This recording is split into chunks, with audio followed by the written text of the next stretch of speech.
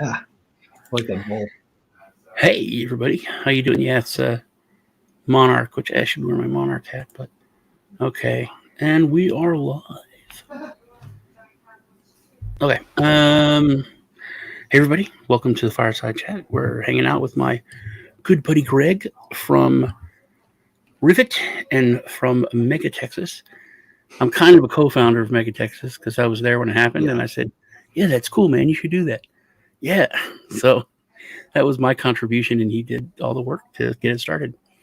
I would say Sean is the heart and soul of Mega Texas in terms of people that inspire me to prefer that kind of freedom, like allies in the world. I like think that I'm looking forward to working on Mega Texas and kind of making it a bigger thing, man.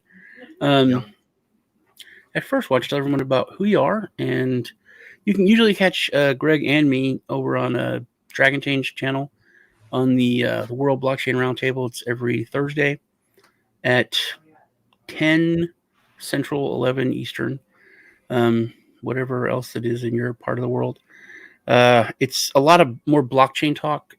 I don't know, we've kind of morphed it. It used to be really a lot more just blockchain. Now it's because these guys are really smart, blockchain guys.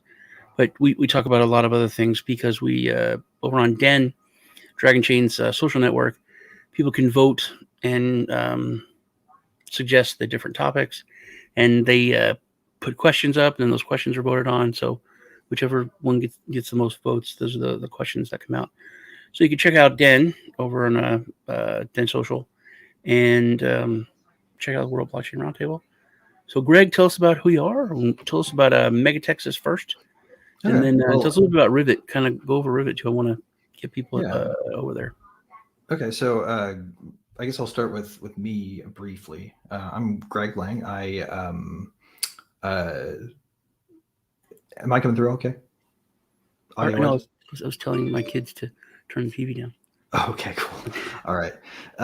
So my background is I helped found Open Relay with 3 other founders back in 2018, which ultimately became Rivet. Before that, we all together built a electronic voting system for the Indiana State Legislature, the House and the Senate, and I was sort of the person on the ground there. You go to their website, you can actually find old session videos of me barely patching together a system as we build it. I always would forget to take my sunglasses off my head, so people would rewatch the streams and sort of poke fun at me for that. So that was always a good time.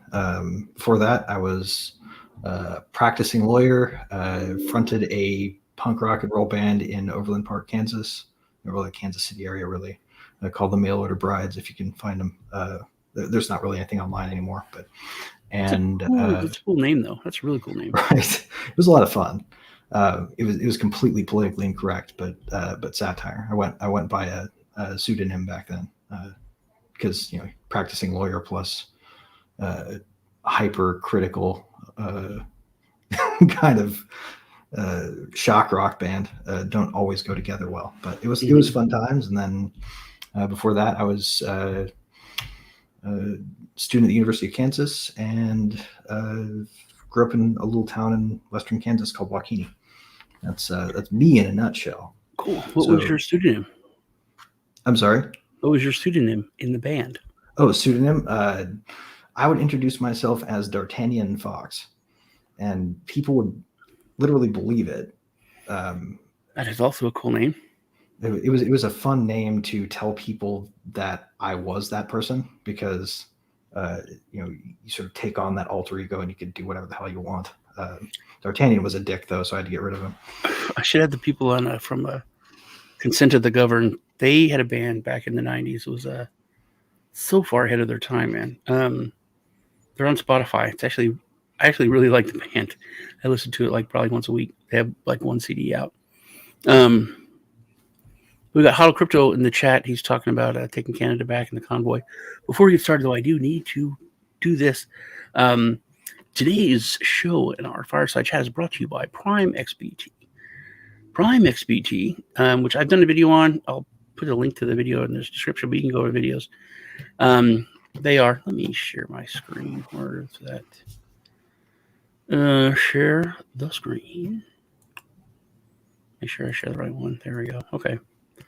Now I gotta bring it in. There we go. Okay. So here we go. There's Rivet, where you can go. It's rivet.cloud to check out Rivet.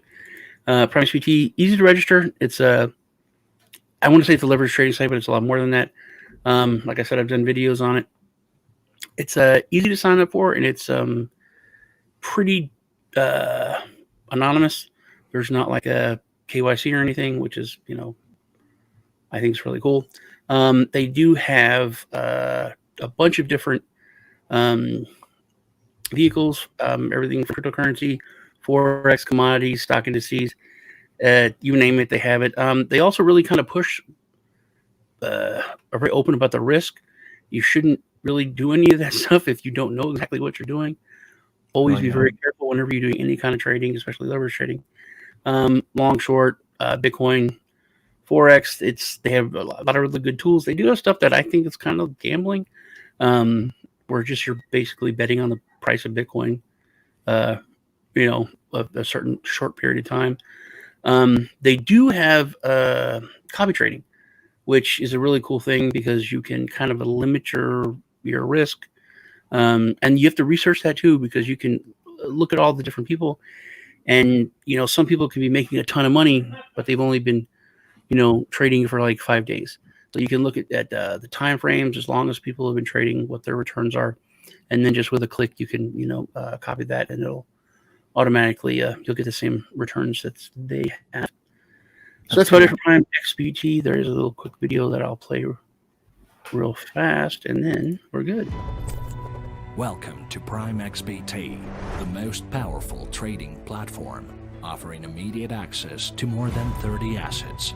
Trade cryptocurrencies, forex, stock indices, and much more, all from a single Bitcoin-based account. Easily multiply profits by trading with a 1 to 100 leverage. A $100 deposit gives a trader as much as $10,000 in capital, earned from both growing and falling markets. Leave no profit opportunity behind. Grow your capital to new heights with multiple order types, low trading fees, and ultra-high liquidity. Registration doesn't require any personal information, so you can start trading in just a few minutes. Prime XBT, #1 platform for active traders. They also have a referral program, but I'm not going to be putting my referral link in the description because I have to go pull it up and everything. I could pull it. I'll probably put it in later. But I love the voice on that video. The guy has like the best too. accent. What is that accent? Is it Canadian? It's like an Australian almost. Yeah, it was like weird, but you could tell he has that Australian. Yeah, that I don't know, not Australian. Right. How Crypto wants to talk about the Freedom Convoy 2022, taking back Canada. Canada is really terrible. Oh, they have been. It's so unbelievable. And I've heard Trudeau's getting like straight kickbacks and money from a lot of it. Which isn't, he's a Klaus Schwab owned, total freaking World Economic Forum. Which we were talking about that yesterday. That it's odd how they don't care. Well, I don't know. It's not that odd because people don't care. Right. I mean, he was up on a stage literally bragging how they have penetrated different cabinets in governments, and people are like, yeah, I wonder why people say that, those governments are puppets to you guys. And of course it's because you're sitting there talking about how basically you own all these people that are in the highest places of government. So I don't understand why people don't stand up and do something. I don't understand why people aren't so pissed. Well, I think it's a powder keg. People are just waiting for someone to light the match. Well, part of me wonders if they are, and that there is just such effective suppression of efforts to collaborate and unify across regions that until once you get outside the range of the GPS find a group on Telegram which is a great tool if nobody knows about that, to organize. It's not suppressible. Um, uh, the way you find out about what's going on is to actively search in a different region. Like you can't find out about things just by listening. You have to go find, and that's to me the really hard part about all of this stuff is I think there's a lot going on in different regions that people are not hearing about. Like they blacked out the trucker convoy until Elon Musk had the temerity to shove it through Twitter's filter bubble. And before that, you could say something. You've posted a tweet that pissed off the narrative when nobody responds to it after like 5 minutes, and you said something that everybody's thinking about, but it just doesn't get seen. So yeah, it's weird. See, Trudeau says that we're holding unacceptable views. How is that? I mean, there's no views that are unacceptable. They're views that if they're personal. I mean, I learned that there's so many things that I knew as a 5-year-old child, that I don't understand why people don't get it. I always thought that racists were awesome because they could, when they would talk about it, like it's ridiculous. The things that they would say are so easily refuted that like I understood why they had a voice to talk. Right, they made themselves ugly in public, and it let everybody see it for what it was. And what's more, when you suppress like they have, right, you end up with a situation where people don't trust it because they're suppressing it. Like obviously there's something to it if they're trying to hide it from people. That thing Joe said on the show yesterday was so profound, and it was just a simple one-line Reddit post that he read, but he said, can you think of any time in history forever that something that the establishment was trying to suppress wasn't true? Has there ever been anything that they're like, oh, that's misinformation, that's terrible, so suppress it? Anytime that whatever they were suppressing was not really true in the end. And I couldn't think of anything. I mean, well, I mean, I'm sure there are probably things that ended up being more of a perspective difference than a truth versus an untruth, because like a lot of it's just blended, right? There's a half truth to give the big lie it's attached to the type of context that will steer people to a certain answer they want people to be steered towards. Like they're very clever about how they do it. They don't tell you what to think. They tell you things that lead you to what to think if you're paying close attention and believing in their truthfulness. And they also probably do counter ops where they recognize that people who are doubting them are going to watch it and doubt them. So they send them in a specific direction of doubt, right? There's just no trusting that narrative. And that's why I think the trucker convoy is such a powerful thing, because you can't ignore the physical reality of fucking 50,000 semi-trucks. It's not something that you can hide. So Huddle says, PPC Maxine Berfenier is Canada's only hope. Probably butchering the name, but man, only hope that people have is the people, dude. People want Trump to come back and he'll save it. He's not, no one, I don't think any politician can save people, but I call myself a realist, pragmatist, whatever. You can call me a Debbie Downer. I don't think that things are ever going to get better within the system. The only reason I have any shred of hope is because of blockchain and crypto. That's it, because we didn't have that throughout history. But any other time, through any empire, any movement, whatever you want to look at throughout history, it's never gotten to this point where the media is controlled propaganda to this level of where we're at in history, where it didn't end in violence, fire, and blood. It just never has. When we get to this point, it goes over the edge and gets really bad. And if you don't learn from history, you're doomed to repeat it, and everyone just repeats it. And we're repeating it now. Well, we're modifying history so that we can be forced to repeat it, like, Yeah.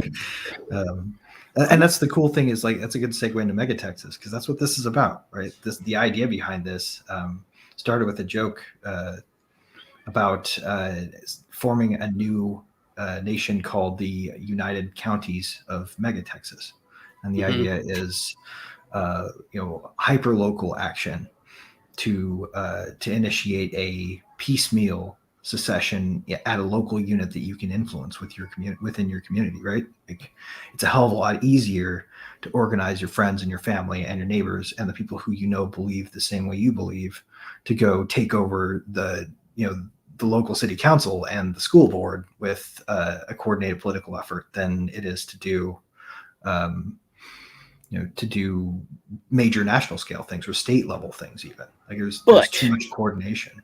But in working within the system, in doing the things that you're saying, I would be like, yeah, that's a normal thing.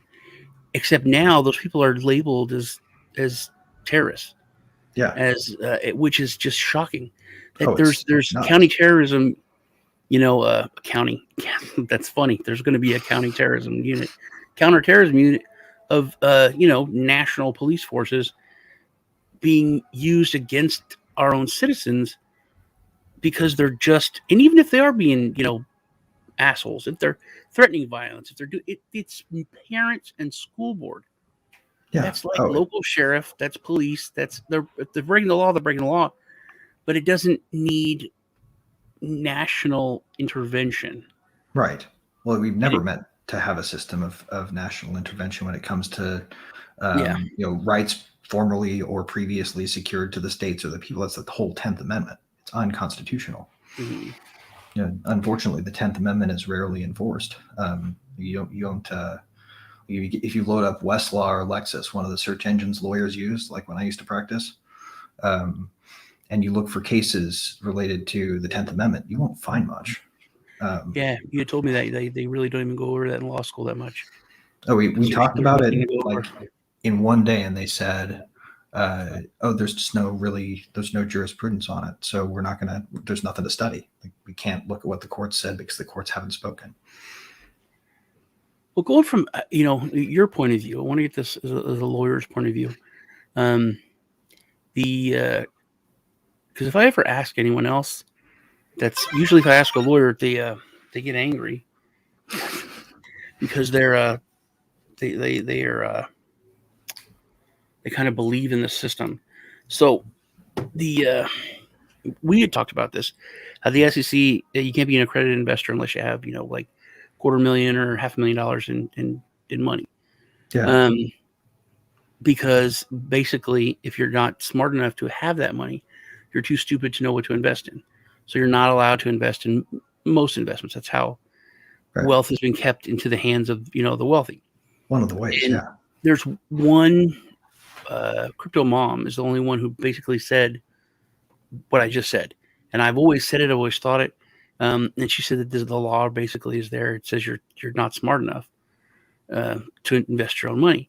And I always believed, if you're a cab driver and you work, extra shift every other day, so you could save up $500.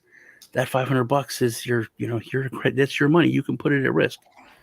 And I was always wondering, could that be challenged as under the Constitution as stopping someone from their pursuit of happiness? It absolutely could. I always thought there should be a class action lawsuit against that law. But anyone else asks, well, the law is in place for good reasons, because it's like, no, it's not, man. Well, the problem with it is the folks who would need to engage in the kind of civil disobedience necessary to get a really good legal challenge going would have to be people who are willing to stand up as people making an offering of some sort and say, fuck this bullshit. We are not going to follow the rules. Anybody can buy these securities. We're going to trust that you were smart enough to know what the hell you're doing with your own money. Now, granted, there's going to be some risk there. And we'll do our best to fully warn and fully fully disclose everything we can. And with blockchains, it's easier than ever to do that, right?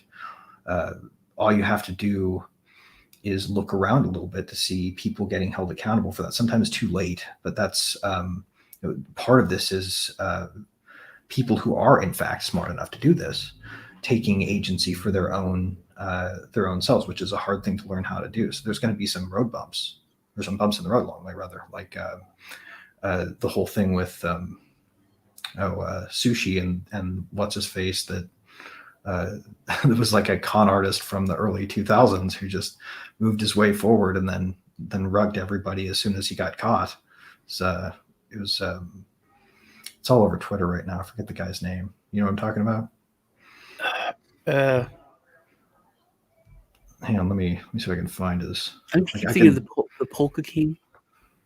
No, this is who started like, that? SoFi or something like that, Sufi, or I forget exactly what his Twitter handle is. I'm just gonna look up Sushi Swap. I'm on Twitter right now for everybody who can't see my screen.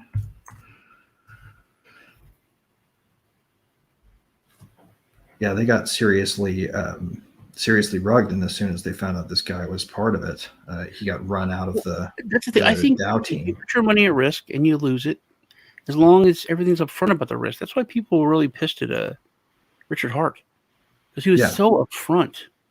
Like, you're not making anything. Take all your money. Just like, yeah. Here, take my money.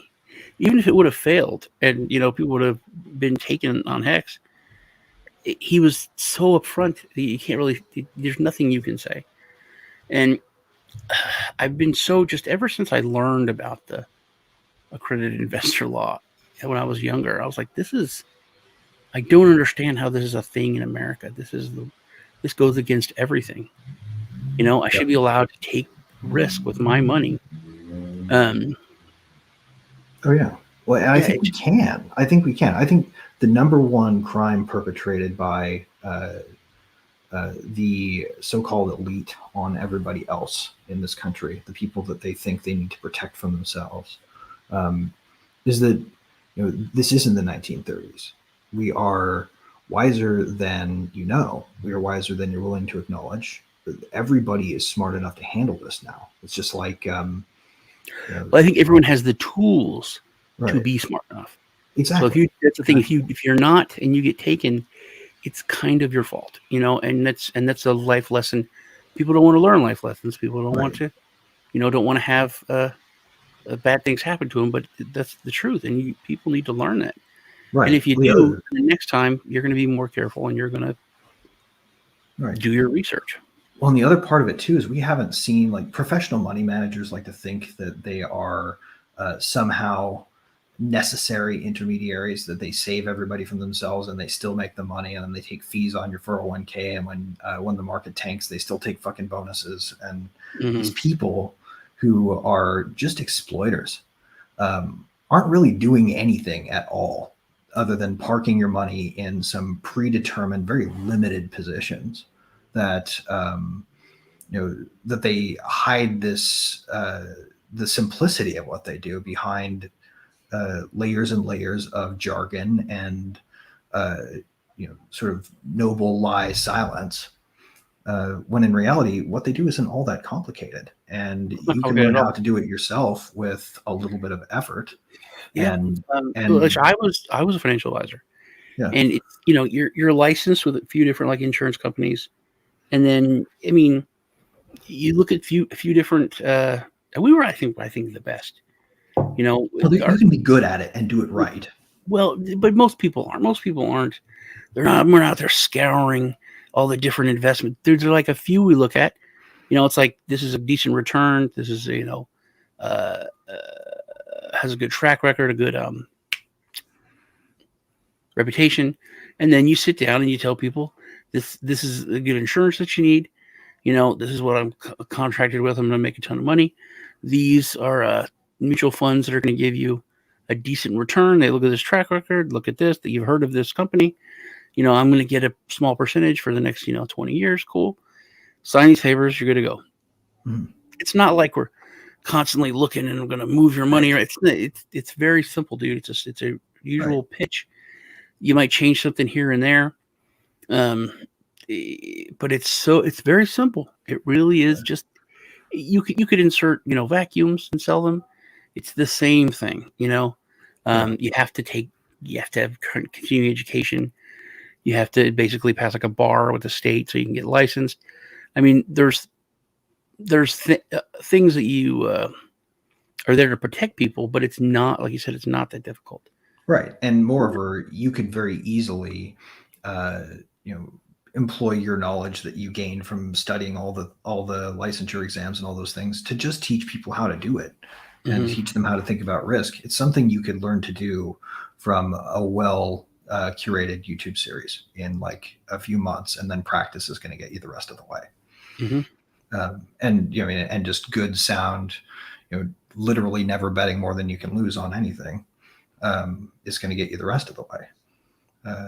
And it's so easy to do once you learn it, that people deserve the opportunity to prove it. And I think that that the SEC and all of the folks who try to make sure that people are protected from themselves, they know this, they understand this, and they just don't want to give up that edge. Like, they don't want to let you into the club as regular people, and the excuse is you're too frail and stupid to handle it. And it may have been true in the 30s when, and I actually wrote a whole post on this on Medium, where I went through the Pecora report, which is the report that the guy who studied what happened in the sort of the Wall Street crash of the 1930s that ended or sort of began the Great Depression. The problem was people were calling their brokers, and their brokers were front running them. And these were like folks who would get the only stock news they got from the Sunday paper, which was week old news by the time it got to the folks who were calling their brokers. And the brokers would just, have their secretaries hold the call, be like, "Oh, don't worry, we'll have him call you back as soon as he gets back." And as soon as he gets back, was back from the fucking exchange, front running everybody's trades by shorting everything they were about to tell them to hold. Also, that was, people don't talk about the similarities between like the last bear market or bull market or bull run and that time in history.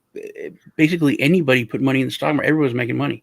Didn't matter what you threw money in, Matt, what you put it in, you were just, it was a great time, in America, where just people were making tons and tons of money. And I think the mindset was, oh, life is going to be easy. I'm going to be rich, off the stock market. And I think a lot of people look, just to me, the way I think the psychology was, because as a kid, I couldn't understand why people killed themselves in record numbers when they lost money, because it's just money. And I think it's because like they bet this how their life is going to be. And it literally went from being easy to like, no, that was just a dream. Oh yeah. Just exactly. regular people.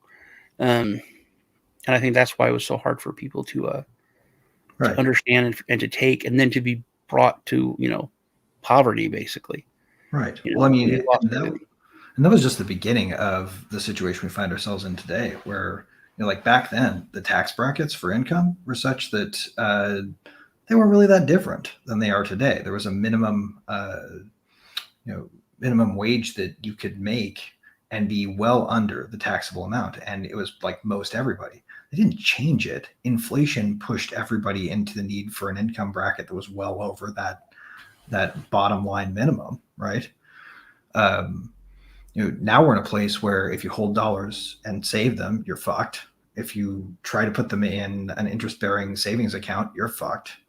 The only way that you can stay ahead of what we're doing to the monetary base right now is to invest in something risky. And we've got it set up so that most people are legally required to run to the very folks that are exploiting the Cantillon effect of getting all that printed money to make it look like they can make it for them. But they're still going to rug everybody again. Like, you're not going to be able to get your money out of your 401k fast enough to beat the money managers to emptying your bag, Like, well, most people do not understand how money works. Most people don't understand how the dollar works. There's a lot of people that think it's still backed by gold. There is no such thing as inflation. Inflation is fake. It's not real. Right. There is deflation of the devaluing of the dollar. That's what happens. Yep. And when I say that to people, they're like, "What? You're stupid." And then I'm like, "Look, man. Let's say you have a loaf of bread and it costs an ounce of silver." I said, or it costs $1. It costs $1. Costs an ounce of silver. If 2 weeks later it costs $2 to buy the bread, but it still costs 1 ounce of silver, the bread really didn't go up in price. The paper dollar is worth half as much. It's still just one real money. It's still 1 ounce of silver. And they're like, oh, that does make sense. And if you look at Ford used to pay his assembly line workers in gold every week. Yeah. And the amount that they make now, it's like, I think it's like $28 an hour, something like that for like a baseline, assembly line worker. Mm. What they make now is less than if they would have still be getting paid in gold. Like they got 50 ounces of gold per year that they made working as an assembly line worker. And if they got that in today's value, they would be making like 20% more on their income. Right.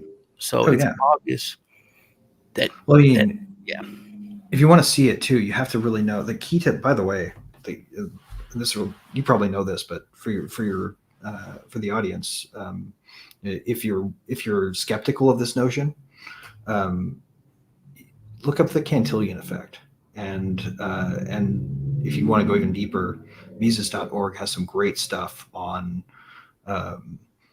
how monetary supply expansion doesn't spread throughout the economy evenly to create inflation or even all at once. There's a delay, and it's broken down by the places where that money is being injected. So like real estate, like the government's still buying an ass load of mortgage-backed securities constantly, right? I wanted to talk to you about also about that too. Yeah.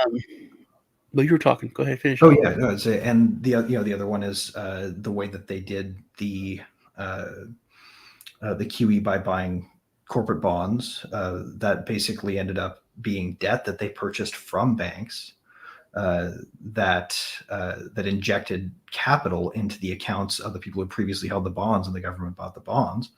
And that money was essentially already held with people's brokerages, who immediately turned around and said, "Would you like us to send you this cash?" And they're like, "Fuck no, inflation." Mm-hmm. So they put it into the stock market, and that's why you see this huge spike in stock prices over the course of all the pandemic large S, right? Like all that money was basically inflating the price of stocks and risk assets. That's why when the Fed announced that they were going to stop the party in March, everybody suddenly pulled out all their money because they didn't want to be, the last holding the bag. A lot of people are going into crypto still, right? Because they're like, there is no win here. I'm not going to buy bonds again. It's just a fuck train. I'm going to get off of it as soon as I can. And they stuff that money into crypto. That's why you still see it going up now. But, also, there's a big change in precious metals, where people are taking ownership of the metal. Because I think it was a few years ago, like two, there was a shortage. People started, it was like it wasn't quite a run, but it was close. People were saying, "Hey, I want my silver, I want my gold, just send it." And it was obvious that they had been doing a lot of like paper trading, and there was a lot of fake silver, a lot of fake gold, because how it's supposed to legally work. If you buy silver and it's held, that's like a serious thing. It's your property. It's your silver.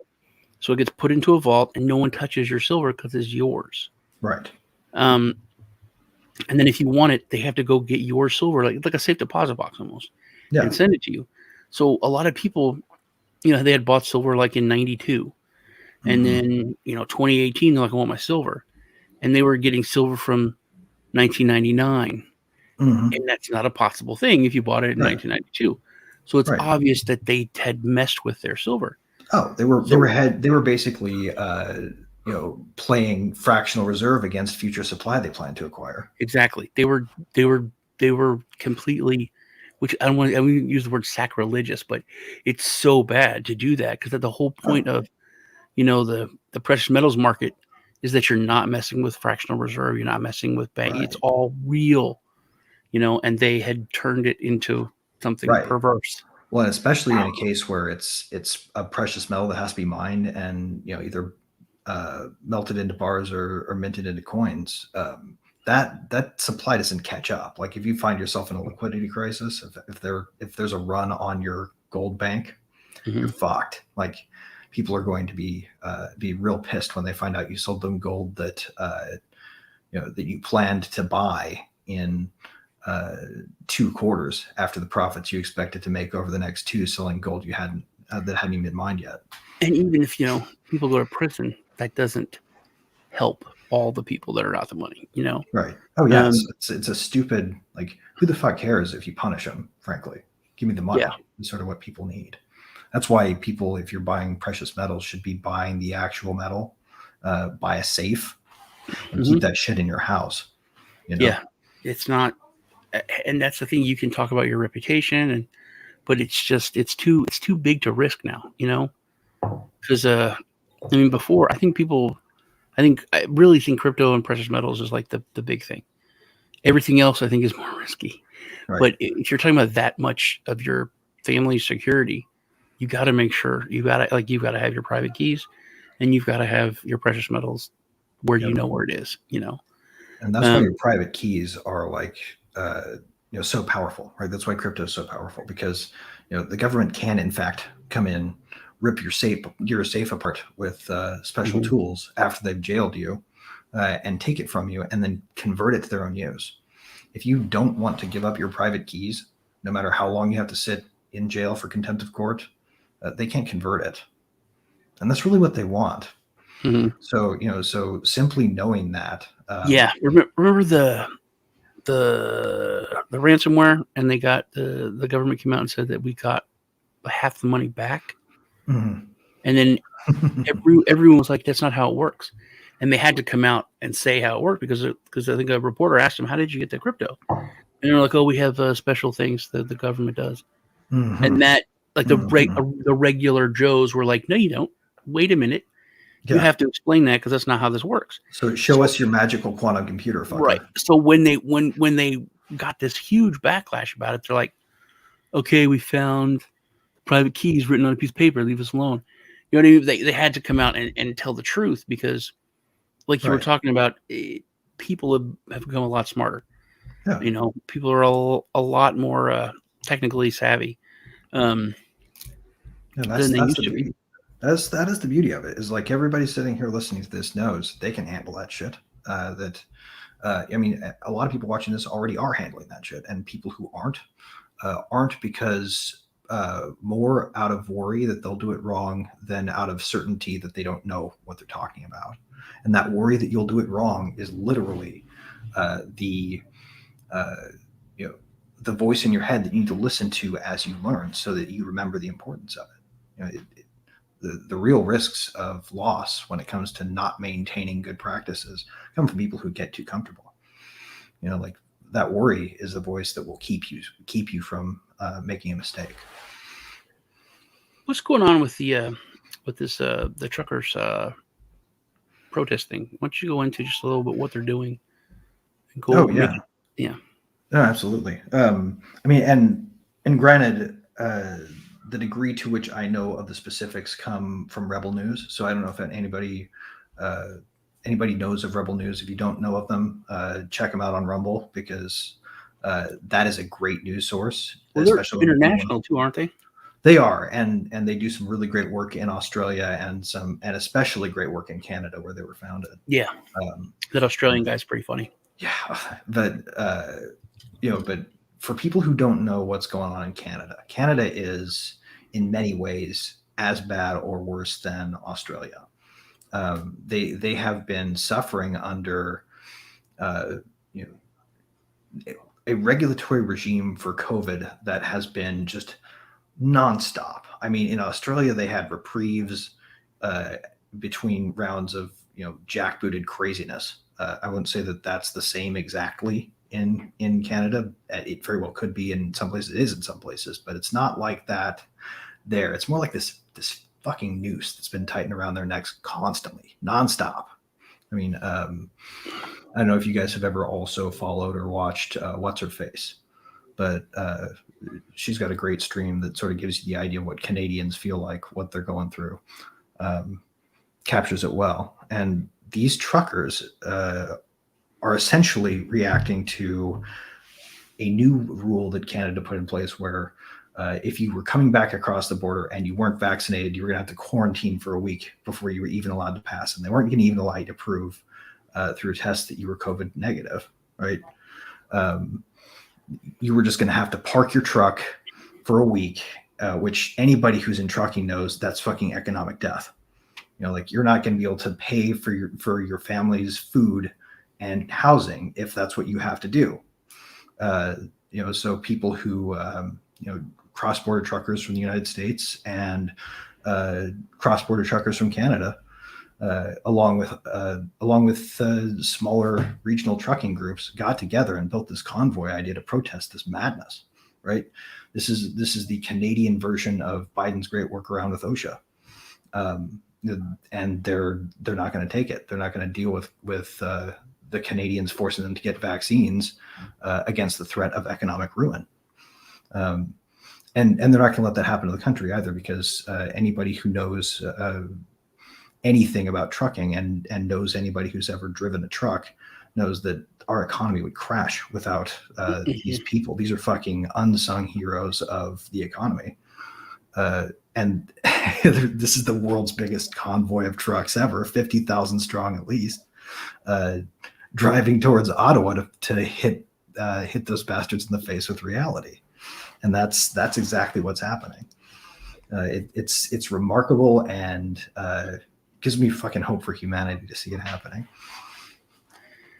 That is cool, man. In the same time, which here on the southern border, the administration is going to, I think it started now or it's starting like this week or next week, but they're not going to allow truckers into the United States from Mexico without a vaccination passport. Yeah. But you can walk over and be an illegal alien and you're fine. That's cool. They'll fly you into New York even. Yeah, it doesn't make any sense whatsoever. And I think people are waking up to that. I posted something about it was the little kid in Africa getting stuck. And it's like, no clean water, no shelter, all this has been going on for years, but don't worry, billions of dollars worth of vaccines have arrived. All this, it's so obvious to everybody that, so many of these terrible things that we've been dealing with humanity's been dealing with could have been taken care of easily. Oh yeah. And they've actually been chosen not to. Like my nephew's like, why do we pay taxes if they can just print money and send everyone, $1,200 or whatever? Why? That doesn't make sense. I'm like, yeah, because the system doesn't make sense. Right. And I think they're cashing your fucking future work by children into their bank accounts and giving it to people to make money off of on speculative stock trading that they're bubbling up. Right. That's what they're doing. But people are starting to see. People are starting to ask the basic questions. Even the people that got stuck like 4 or 5 times, and then they get sick. But my asshole neighbor who hasn't got it, he's fine. People are mad, and they're saying it's hard to keep pushing this narrative when it's obvious that it's not working. Oh yeah, I mean anybody can see it. And then never mind the fact that they basically gave the worst segment of the population their dream life, and none of them want to give it up. Like, yeah, we basically now know in every single community who the little despots are, the teapot despots, every single one of them, because they're out there with glee right now, harassing people in checkout lines and sticking up hard to peel off, but nonetheless I peel them off. Please wear a mask stickers in the community elevator in your apartment complex. These are people who want to control your life, and that's all the joy they get. It is weird how angry people get on both sides. Like, I have this friend, Dana, like the sweetest, nicest lady. And she was in line and someone said something to her about not wearing a mask. And it was an old lady, and she turned around and ripped into this woman. Like, and I was like, whoa, you did what? But both sides are just, they're very, it's weird. But I think one side, it's like you said, it's either people that have no joy except that they control people, or I think there's another type of people that are just so scared. Mm-hmm. Yeah. And they're not critical thinkers. They can't look and see, hey, this doesn't make sense. They just think I'm going to die because you haven't gotten stuck, even though I have. And you're like, that's not how they work, man. It's not like, you're supposed to work. Right. If I don't have it, then I'm not protected. That's how it works. They're like, no, it does not how this works. It's different. It's like, no, it's not science. Right. So I think there's those people that are just horrified of everything. Right. And that has set up a situation where grifters can move in. Like the fact that most academic research is hidden behind a paywall, you can't even learn to read that if you can't access it. By the way, anybody who wants to, this is another pro tip, sci-hub.se. There's a thing called a DOI number, DOI, on every paper. Copy and paste that into sci-hub.se, and your paper will appear. So I've told everyone about your little hack that you told me about, that your dad had told you about. About saying you got the J&J way back when. Yeah, and then it's once it's entered into your records, it's in there. But I don't know if I told you, but everyone's so they don't know anything. I went to the emergency room, and this is like a couple months ago. So now they have boosters for J&J, but this is before it was a one shot. It's a traditional vaccine. It was the original. The Johnson & Johnson's not like Pfizer, not like Moderna. It's just a traditional vaccine, which is why I got it, and because I was forced to. But you were forced to. That's fucked up. Yeah, it was pretty fucked up. But anyway, I got that one because it's a traditional vaccine. Once you're done, it's a real vaccine.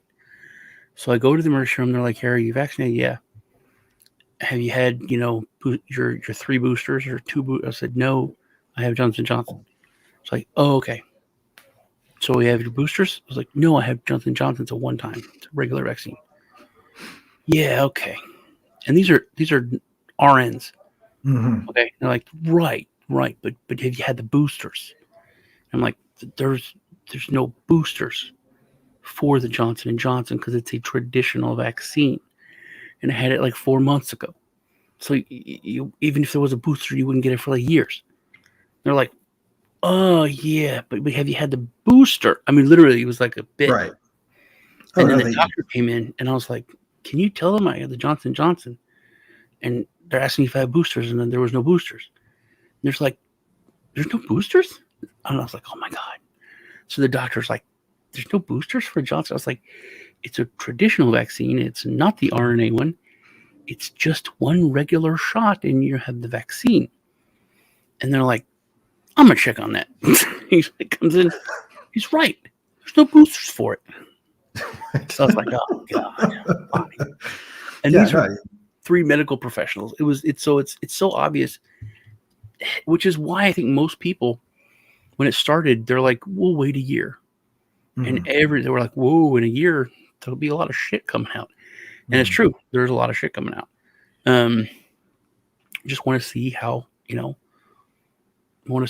how it goes for those people that take it as an experiment, Yeah. And that's all people wanted to do. And that's that. I don't think they were expecting that, you know? And some people wanted to research it themselves and do a risk assessment of their own, which is a totally rational thing to do in a society that has never before done anything but ask for informed consent. And the bottom line of that, like, he who shall not be named but was banned from all the platforms and has made Joe Rogan controversial, said, if there is risk, there must be choice. That is informed consent. Right. And that's something that I think is very interesting. It's so political that, I mean, you can go and see the clips of Harris.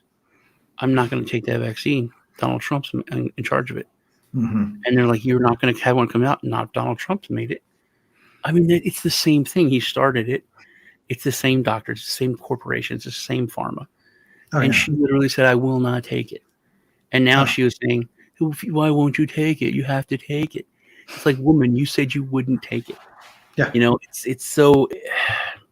Right, probably because they're getting actual risk data from people who don't want to make a scandal of it. The other really fucked up thing is the numbers for quote deaths for unvaccinated folks, where they literally a proper course of vaccine actually solidifies itself 14 days after the last shot. And people who were getting hospitalized with that shit were dying 13 days or 12 days before they're getting labeled as unvaccinated. Oh man, that's ridiculous. So isn't that screwed up? Also, but you've got to hold people accountable. Like my cousin and my niece, I was slamming them the other day because my niece, she's a sweetheart. I love her, but she has drank all of the Kool-Aid. And my cousin, she was setting up appointments for the shot. And my friend, Kiss Crypto, he's a nurse, and he had went over to England to start giving the first doses, like the beginning of everything, years ago. And he caught it as soon as he got off the plane. Mm-hmm. So he was locked up for 2 weeks, and he couldn't get it. But then afterwards, I said, "Oh, you had it. You have immunity." So I said that to my niece and my cousin. Like, "Oh no, the immunity only lasts for 3 weeks." I was like, "Where'd what? you hear that?" Right? And then they're like, "No, only lasts for 3 weeks because we've heard it here." And they started like giving me these sources. I'm like, "No, that's not real, dude." There's people who are super old who caught the Spanish flu back in like 1910, 1920, whatever, and they caught it and they still have the immunity today. Yeah. And they're like, "No, it only lasts 3 weeks. This is different. This is different." I'm like, it's really different. It's a virus. Right. So they said that it doesn't last. It doesn't last. That's why you have to get it. I'm like, if I caught it, there's no way I'm going to get you've had it. That's why when there's kid has chickenpox, everyone gets their kids over there to get chickenpox or the measles. Right. So they have it and it's done. And now there's a year, this time later, there's reports coming out that, wow, there's, natural immunity is like 7 times better than this. And this is so great. And, so I was like, see, you guys were talking out your ass. Right. I said, it's like basic common sense. It's not even science. Right. It's just basic stuff. And you were just spitting up whatever you were told, and you were wrong. And they were like, well, we weren't wrong because that's what we're told. I'm like, no, you got to take responsibility.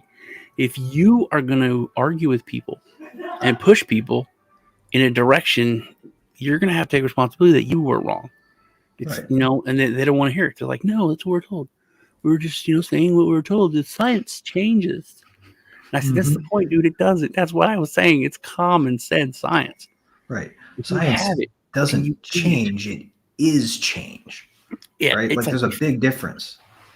There's a big difference. It's like saying that, oh, gravity's not real, in Montana.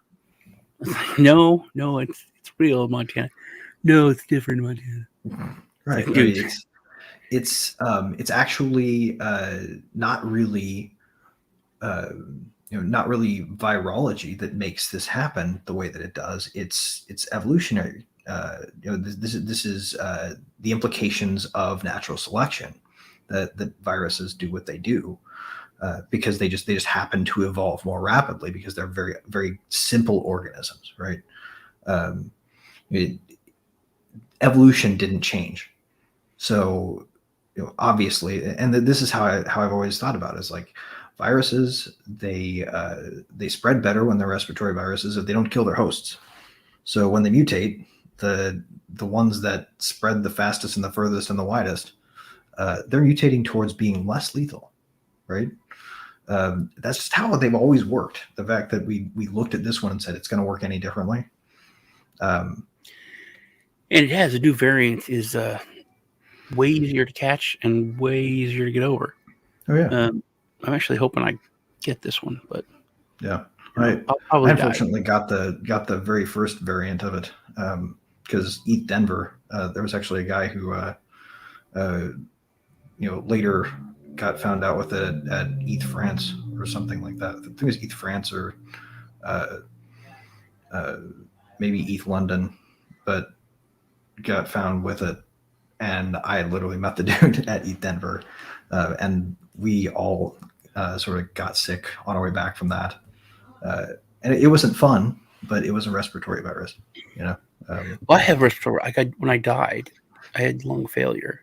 Mm-hmm. So I'll probably, that's the thing, Believe me, I told you what my son said when he came over last Easter. He's like, "You're going to die. I'm going to kill you because I love you and I hug you and you're going to die. Oh my God." I was like, God, calm down, man. But yeah, I've been kind of worried about that because it's, I have literally every pre-existing condition. Well, you can get, I heard from a little bird who isn't myself, that you can get ivermectin from dark markets. It's like impossible to get now, dude. You can get it from dark markets on Tor. Yeah, I don't know how to do that. I don't know how to go on the dark web. Oh, they explain it. You literally just do you have Brave? Yeah. Open up the menu on the top, and under the file view, new private window with Tor. Mm-hmm. And I have Brave and I have Opera. My son tried to show me, like, when he was, a decade.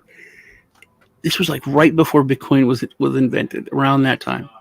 He tried to show me, and then I was like, dude, this makes the computer run so slow. This is ridiculous. I'm not going to use it. It's very slow, but go to dark.fail, and that's a live view of which dark markets are up. I always thought it was weird how there was like Amazon reviews, for like heroin dealers and stuff. Mm-hmm. It's like 5 stars. It's right. It was odd. That's another thing, man. We could talk about Ross, but that's. Oh, imagine that. Imagine him going to prison for what, quote, being responsible for killing so many people who did nothing more than engage in transactions that they wanted to but were prohibited. That's what he's in prison for, ostensibly, right? Imagine if people are going on to the dark web and hitting those markets up that basically is the model he invented, and saving their own lives. That would be, to me, a mitigating circumstance. Wow, I didn't even think about that. Another thing we're talking about that really got me thinking was the Neil Young thing. How, because he really didn't. But then again, so I'm babbling. So many people have been like looked up to for a certain way, and then they've just been huge disappointments. John Cena, you piece of shit. What he did, piece of shit. And like I'm watching Peacemaker. I love it. It's such a good show. I love John Cena. He's so funny and likable. Yeah. But watching him, sit there and be like, yes, thank you, sir. May I have another? Thank you, sir. May I have another? Yes, right. I love you, Communist China. Oh, you're so good. It hurt. So to think then, Neil Young comes out and says, toe the line, obey. I can understand it, but he's like you said, he's so old. Yeah. But I bet he has handlers. Yeah. Dude, this is the guy who wrote an entire fucking album that was anti-GMO. Like he was like literally cursing Monsanto directly in many of the lyrics. This guy is all of a sudden gonna switch sides and flip to reparroting what the suits are saying. Like, computer. no. How old is Neil Young? Neil Young is 76 years old. He's only 76. He's not even only the 76. I thought he was be like in his late 80s. Yeah. But yeah, I mean, my grandpa. When I told you I took the 4 boys up on the bus. Mm-hmm. So we got there like in the middle of the night or like 4 a.m, and we go to my cousin's house who was taking care of my grandfather, he was old. He was probably like 100, 105, I think. But he came out like at 5 a.m, and we're all sitting in the living room just kind of like passed out. And he was like, "Hello, hey, how you doing?" I was like, "Hey, Grandpa, what's going on? I love you, Grandpa." And then he makes some coffee. He says, "Would you like a cup of coffee? You guys want some more juice or something?" He sits there talking to us, and we're all blah. And then I was like, he said, "Where are you coming from?" Like, we came all the way from Texas. He said, "Oh, my grandson lives in Texas." I was like, "That's me, Grandpa. It's me. I'm Grandpa. I'm your grandson. It's me, Sean." No, you're not Sean. You're too fat. No, it really is me, Grandpa. Yeah, I did gain some weight, but it's me. It's like, no, you're not Sean. You're too fat.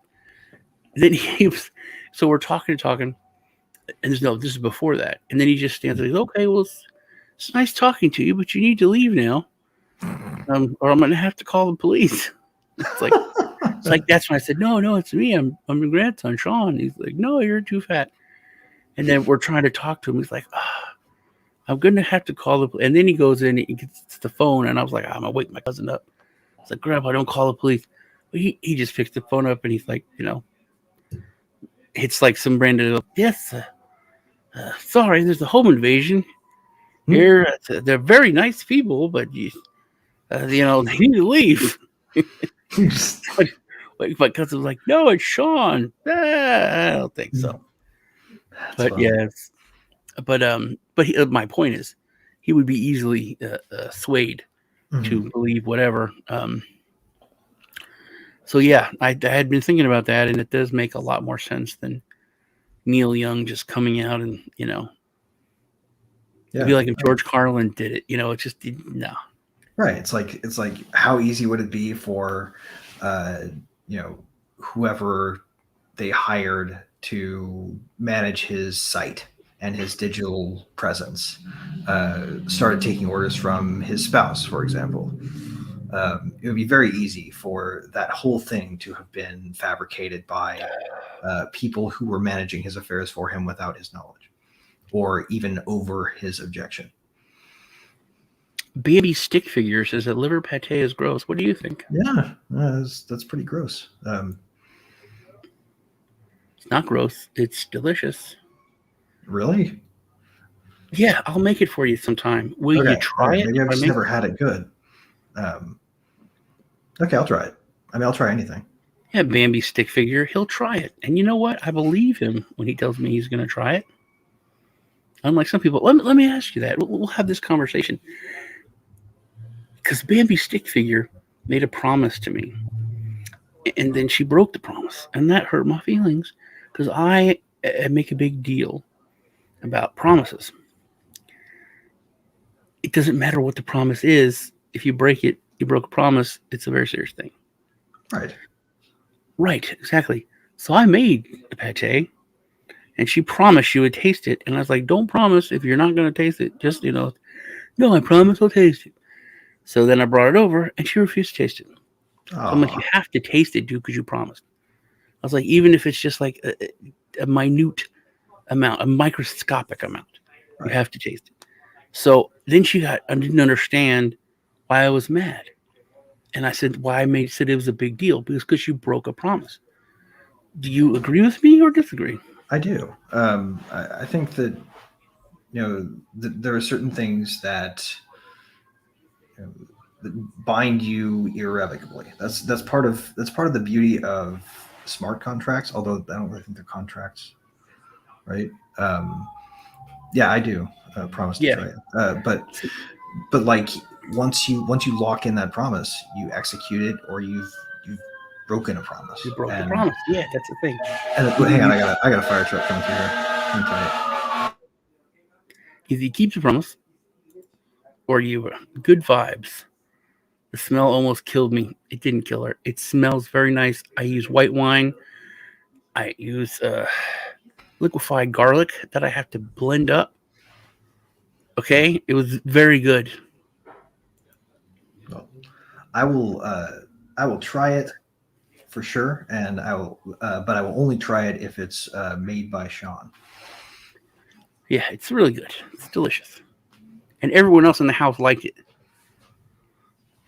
We were just talking about you. We were talking about, oh, this is my cousin that told me that, yes, we were just speaking about you. This is my cousin that said that your immunity after you have the sickness only lasts for 2 or 3 weeks. Ah. Oh. Yes. The one that was had the job of setting the appointments up for it. That is a baby stick figure. Well, we all learn and have the opportunity to grow when we get new information. Like that is truly the nature of scientific understanding, right? Is to update our beliefs. I mean, really of reason to update our beliefs when new information presents itself. And yeah, that'd be funny. Broken promises, Pate. It was 90 days. I told her. Spanish flu people still have that. But then we got the Israeli study, and and we found out otherwise, right? Well, it's very odd that there's so many multiple Israeli studies for the past few months that have been contradictory to the narrative, but Israel is still pushing. I don't understand how they could basically be putting out that information and then still pushing that draconian lockdowns and no, it's because this is how you get a social credit system, right? If your goal is to create,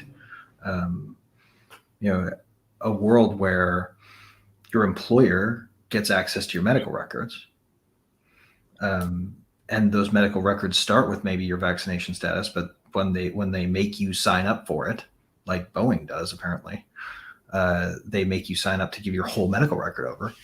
The next thing they're going to come after is, maybe your cholesterol level, or that started to come out this week, or last week, because certain countries were talking about making. I forget what. I know it was Australia, maybe in Canada, maybe in Britain, but they were talking about making the unvaccinated pay for anything related to COVID that they have to do. Their insurance won't cover it, or the healthcare won't cover it. Right. And then even the proponents of that kind of stuff were like, wait a minute, you can't mess with that, because once you open the door, then you're talking about, hey, you smoke, so we won't cover this, and you have to pay for this. Right. And you're overweight, so we're not going to pay for everything that goes with overweight. Cholesterol. Your FedCoin account says you ate at McDonald's last week. That's another thing. So you can then that opens to tracking all that kind of stuff. So even I was really happy to see that even people in this pumped up fervor of anger can see that for what it is, and they were like, whoa, no, that's not cool, because now you're messing with me. Right. I don't trust you to mess with that. Well, I mean, throughout history, anytime there has ever been a human rights atrocity committed, it started with the dehumanization, or at least the sort of vilification, subhumanization. Even like it's like a way of finding somebody to blame when there's something that's scaring everybody generally, and then all you have to do is say, I've got a solution, we'll blame them. Well, that's such a big part of military training has been racism and similar stuff to dehumanize, because human beings don't want to kill other human beings. It's hard to do that for any kind of political ideology or anything. Right. So by, dehumanizing, which if you look at like old, even back to like Vietnam, there really was a dehumanization of the enemy to Right. make it easier to kill them, because people just inherently don't want to do that. Right. The stormtroopers were missing on purpose. Yeah. But Carano made that point, and that killed her career in like 48 hours. Yeah. And it's like, oh, it's racist, anti-Semitic. No, she basically just said what you said. Those people weren't able to go out and do the night of breaking glass. It didn't just happen. Those people over months were dehumanized. They were vilified to where the average person looked down on them and looked at them as an enemy.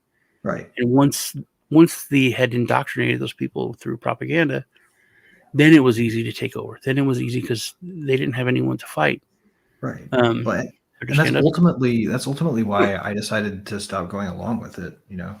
Like why I ultimately originally decided to take a stand and just not comply with all the stuff, because I didn't want to find myself 25 years later trying to explain to my grandkids that I had no idea where those trains were going. Like that's not something that I wanted to do, but it happened slowly at first and then all at once. And yeah, and that's I think that's something I was told you listening to Schwarzenegger talk about growing up, and I'd never really thought about like a nation of broken men. That word, because you lose a war. I mean, you lose a war, you lost a war. It happens. But when you commit atrocities or even allow them to just go on, whether you're a clerk or you're just keeping your mouth shut, it has to, that had to have affected people like nothing, ever in history. But the antidote is rehumanization too. Like we have to, anybody who says anything that disagrees with me, like the first thing I try to do is find some humanity in them.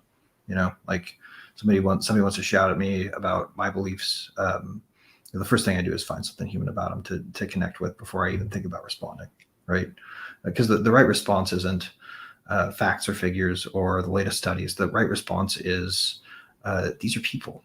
Like we can't betray the whole point of, isn't the point of public health because all human life is valuable? And given that, how can we be taking these actions that ostensibly in the name of the undergirding principle that all human lives are valuable, we're going to intentionally harm human lives? Like it doesn't make any sense at all. It's lost its own narrative to the point where it's self-defeating, and that's what we have to remember. Like we got to remember people are people. So think about like that they have kids or they have grandparents or that they have siblings, and that those people why could it be that you and I we get along so awfully? Right? Oh yeah, absolutely. I was quoting Depeche Mode, but okay. Yeah. I wanted to, you brought up corporations moving in, and I had found out now that because I was talking to someone, I forget what show I was on. I think it was on Crypto Tonight, but was this guy from Germany. He's living in LA, and we're talking about the homeless problem, and BlackRock has been moving in and buying. BlackRock and Zillow, these other huge corporations are moving in and buying tons of property, but they're buying like affordable housing, cheap housing, to where it's getting to be the point where you just won't be able to buy a house or a place to live. Right. It's like a fucking ETH whale sweeping the floor on the latest ape. like they're gone. They're out of reach for you if you're just getting into it. You can't get it, but you can. So everyone's going to be a renter in that area, even if they're have a good job or making tons of money. There's just nothing to buy because corporations own it. Right. And they don't. And I think the narrative is that the whole movement is that you will own nothing, you'll be happy. Right. It's absolutely a big part of that. Like, yeah, they don't want people to own property, especially in an era when your wealth might be stored in a means that they can't commandeer, right? We combine a stash of store of value tokens like Bitcoin or ETH or whatever it is that you use to store your value. Keep your private keys and refuse to give them up. Bury some gold where X marks the spot and keep that for a rainy day. And if we were faced with a situation where we have to starve an unjust regime of tax by refusing to pay it, they can't come in and appropriate it then. So how do they keep control, right? Like rent to you, obviously. Yeah, I think limiting, ownership, limiting where you can congregate, limiting interaction. These are all like basic things that you need for totalitarianism. It's very obvious. But I thought that was really, really telling. That's because it's not like a little bit. I mean, it's a huge movement. And Larry Fink was the guy who wrote the phrase helicopter money into the report that the Fed basically followed when they went through the massive inflation period, like that when they started printing money like mad and basically debasing the shit out of the dollar. That was Larry Fink's helicopter money. They were basically following orders from BlackRock. My my cousin and my niece, they're talking about $15 minimum wage, and I told them a year ago, you're gonna get it, but you're gonna be making the same amount you're making now. Right. Your rent's gonna cost half as much more, 50% more. Food and everything's gonna cost 50% more. That's how it works. Minimum wage used to be $3, and a Big Mac used to be 99 cents. That's how it works.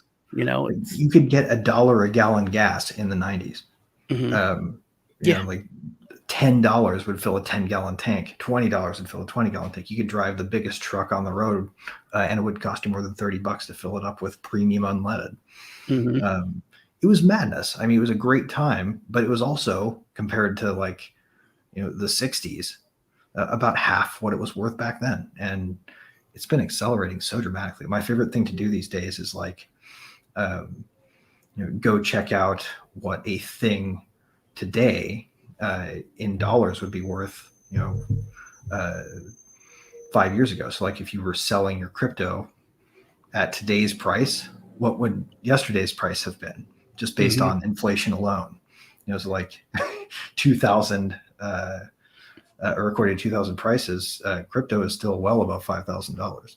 I mentioned Peacemaker, the show. Or ETH is still well above $5,000. Bitcoin is still above 70. They have all this like old 80s hair metal bands, right? Like obscure ones, like the Choir Boys and Hanoi Rocks and all. I mean, like hardcore obscure hair metal bands. But he ended up the first episode. He hooks up with this chick and goes to her house, and she's in the bathroom, and he goes over to her record player and just goes through all these albums. And he steals all the albums, so that's how they keep playing them. But I got me thinking, so I went on eBay, and oh my God, it's like $150, $300, $500 an album. Wow, that's crazy. Yeah, I was blown away, man. How it's crazy how much this stuff costs now. Yeah. Oh, it's nuts. And it makes sense that that things are priced what they are right now when you think about it in terms of dollars. I still have a pretty strong reason to, I think, believe that the volatility in crypto markets is exclusively almost exclusively its capability of measuring in closer to real time the actual purchasing power of a dollar. Mm-hmm. When we're talking about ETH dropping below 5 or below 3K, or Bitcoin coming down below 60 or whatever, right? What we're really seeing is the dollar suddenly gaining purchasing power when the Fed makes an announcement that's going to tighten, and then it suddenly loses it when they announce more QE because they have to reset the cap, and they're going to be cranking up the reverse repo desks maximum volume and spreading out who can do business with it. all this stuff is so hidden from people because it's just this maw of intentionally obfuscated crap. Like they don't want you to know what's going on, and that's the only reason that inflation isn't worse than it is already. What do you think? We probably should go over this on the World Blockchain Roundtable. What do you think about these corporate coins that are coming out? Which I've talked about this for probably 4 years about Walmart. So Walmart's moving into the crypto market. They're going to come up with a currency, which I had always said, if that happens, that's like because when Libra came out, it scared the shit out of everybody. Right. Every government's like, hey man, you'll have the biggest economy in the world. Right. You'll have more, a country with more citizens than China, than anyone. Right. So I always said if Walmart comes out, I don't know how it is there, but our Walmart has a doctor's office in it, has an optometrist in it, has a bank in it. So has a car, place in it. If you think about the old days in the company store, there's literally, you could work for Walmart, get paid in Walmart coin. And if they had housing, you wouldn't need anything. Right. They have gas stations. There's nothing that is really, even your medical care, that's outside of Walmart. So do you think that we'll move into a Blade Runner kind of, scenario where there's mega corporations kind of coexisting with governments? And I think you're kind of onto something there, honestly. Like, I don't know which corporations it's going to be, or if they're even going to be American corporations, right? I mean, when you have sort of public-private partnerships, right? The fascist nation-state cartel of companies that they favor, right? Is there a distinction? And I think what we're seeing is the merging of all of the big corporations with the governing bodies that sponsor them. It's like, or vice versa. Right. Like Al-Qaeda was largely sponsored by the Saudis, right? They were an arm of the Saudi government in the sense that they executed their will with the money they gave them. Right now, we're entering a situation where the corporations are kind of the inverse of that, where the power the government grants them in exchange for the power over the customer bases of those companies. Facebook, Google.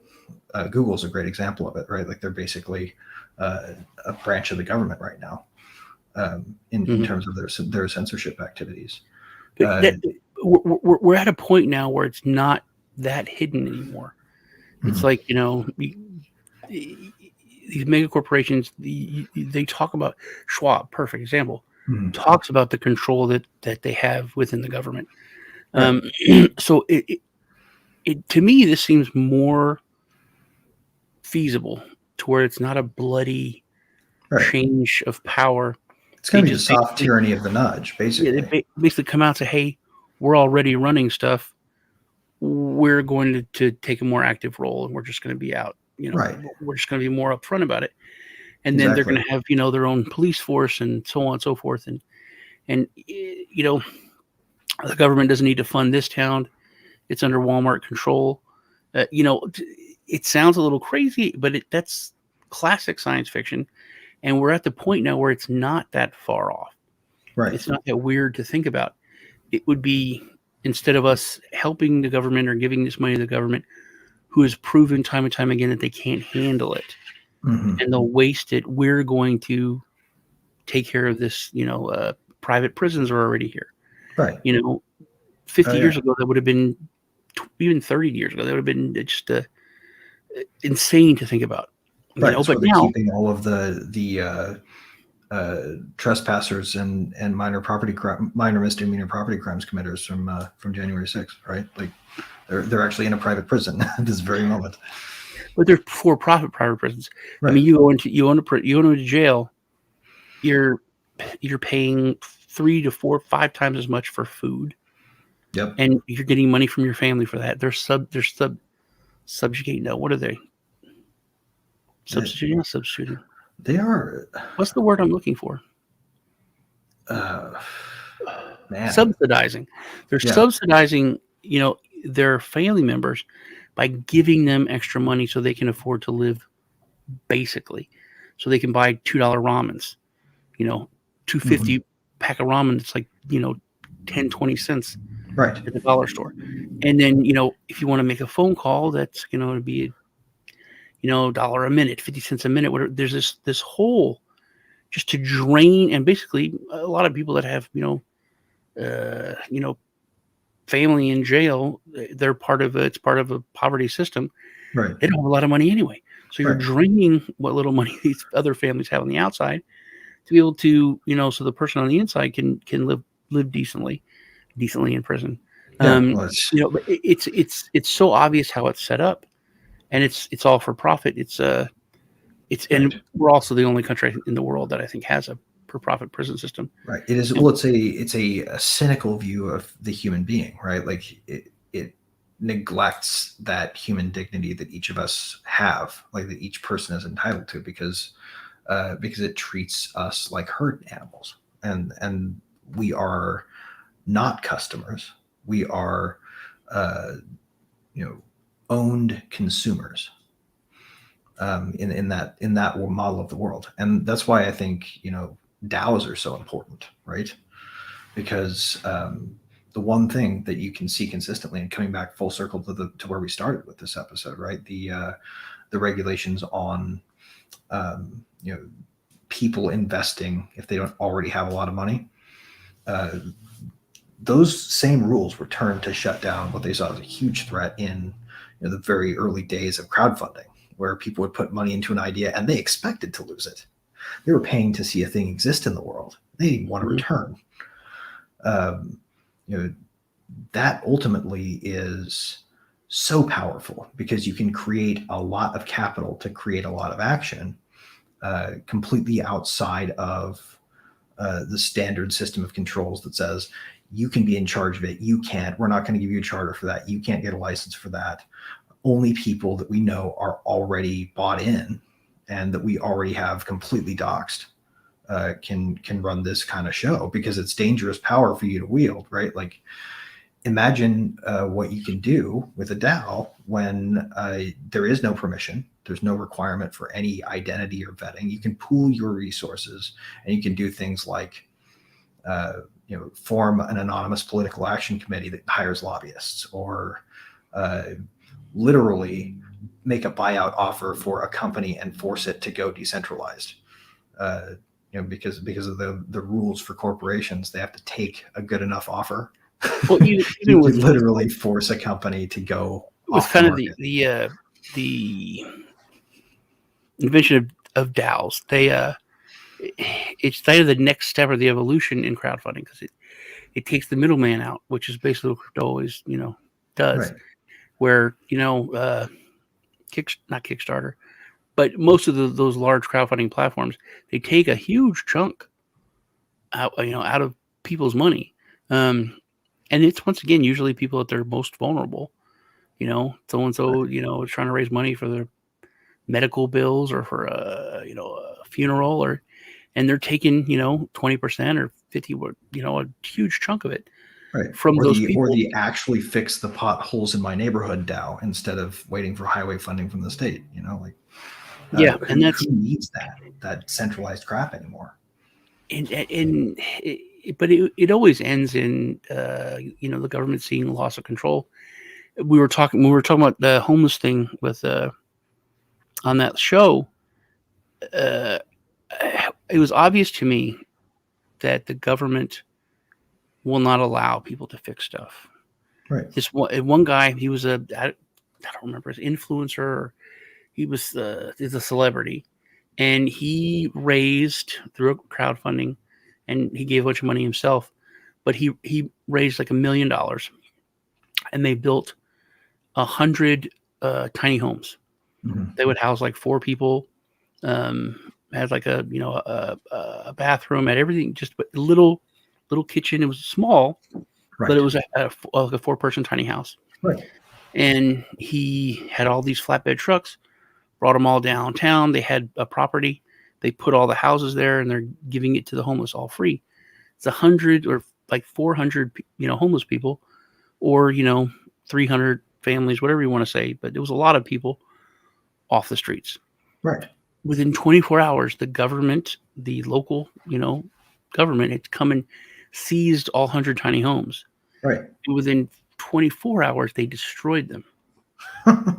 They didn't give him back to the dude. They didn't just put him in a compound. They destroyed them. And to me, that was obvious. No. We don't want anyone fixing this. We don't want any. This is not in your hands. Right. You didn't ask for permission to fix it. And not only are we in control of it, right, but we don't want anyone to fix this. Not like they were going to use them in some way later or do. No, they destroyed. These are far more useful props for our narrative. Yeah, they destroyed them. So that to me is like, because there's, like in all states, you can't go and feed the homeless. You'll get arrested. Right. Like grocery stores throw away their food that isn't even expired yet on a rotation. Yeah, well, that has to go to food banks, and then food banks can do but it's all regulated. Yeah. If you go downtown, set up a table, and start giving out like soup, you get arrested. Yeah. You can put food on the ground, and they can go pick it up, but you can't hand it out, which is ridiculous. Right. I think totally a lot of it's just that dignity thing. Like if you went and got McDonald's, you can throw it on the ground and someone can walk over and pick it up, but you can't hand it to them. Yep. Because you have to have the food handler's permit, and there's all a bunch of stuff. They will ticket you, and if you just keep doing it, they'll arrest you. There's like nuns that were getting arrested in like Houston for doing it. Right. They were trying to no, we're not going to comply. We're going to keep feeding people. And they're like, okay, you're under arrest. Right. Well, and part of it is wanting control over it. Part of it's like literally just a knee-jerk reaction for control. Some of it is, really cynical. Like if there aren't homeless people, then how am I going to campaign to stop homelessness? And then some of it is literally the worst sort of collective-minded greed, where the aim is, well, if you do this too much, if we see people just giving freely, and they're not taking receipts and they're not doing it through official channels, then we're opening up a quote money laundering channel. And money laundering, right, it's only ever been purposed to stop people from not paying a full helping of tax on everything they do with money. Like that is the only crime that is, tax evasion is the only crime that anti-money laundering laws effectively stop.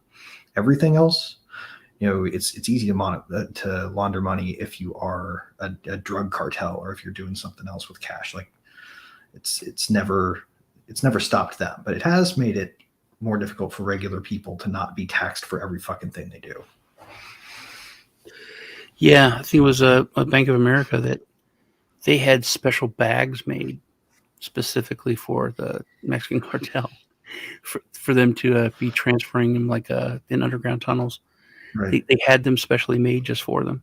Yeah. And they get caught, and then they're fined, $100 million, but they made, $2 billion. That's just good business. Yep. People have to go to jail. Absolutely. If people don't go to jail, it doesn't matter. It's because when the Cambridge Analytica thing happened, Facebook got fined more than any fine in the history of fines ever. Yep. Ever. And that fine was less than 1 month of their income. Right. Right. Yeah, it's like, and what they did was like a huge, terrible crime. It's literally the same as like murdering someone, and then getting fined $2,500. And yet, if you make like $30,000 a year. The crazy thing to me is that the response to that was not even anywhere near as muted. Like it was so pumped up and so loud And so this has to change. We've got to regulate these guys. We've got to take all of this information and put it under lock and key and guard by trusted entities, probably banks in all likelihood in their imagination of it. We're not there yet, but like what happened just a few years earlier in 2013, when we learned that, in fact, all of the data and all of the metadata and everything was being just hoovered up by all the world's governments. Like we literally have an entity called the Five Eyes. It sounds like something out of a Bond movie.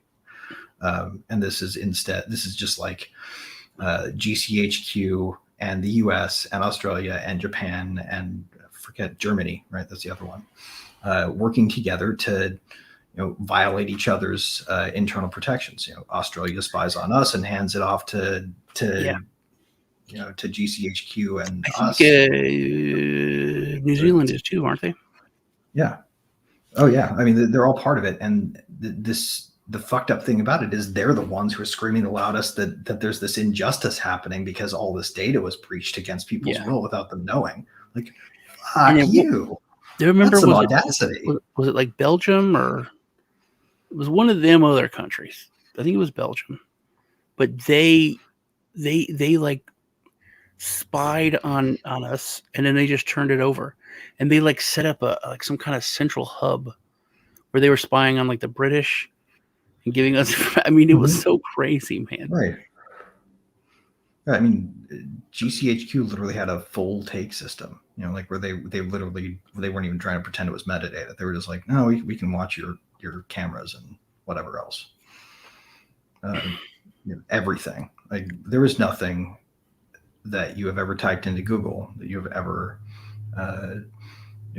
done digitally. Your entire history is online from like 1989 forward, and it's in an NSA data center, and basically the FBI can access it whenever they want, and they can send it to other countries.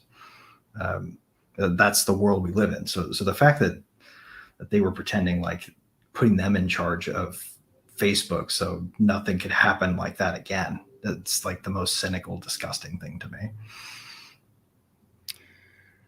Yeah. Sorry, that was depressing, but I know there's a lot to be cynical about, man. It really is. But I do have some hope. I think there's a lot of good reason to hope.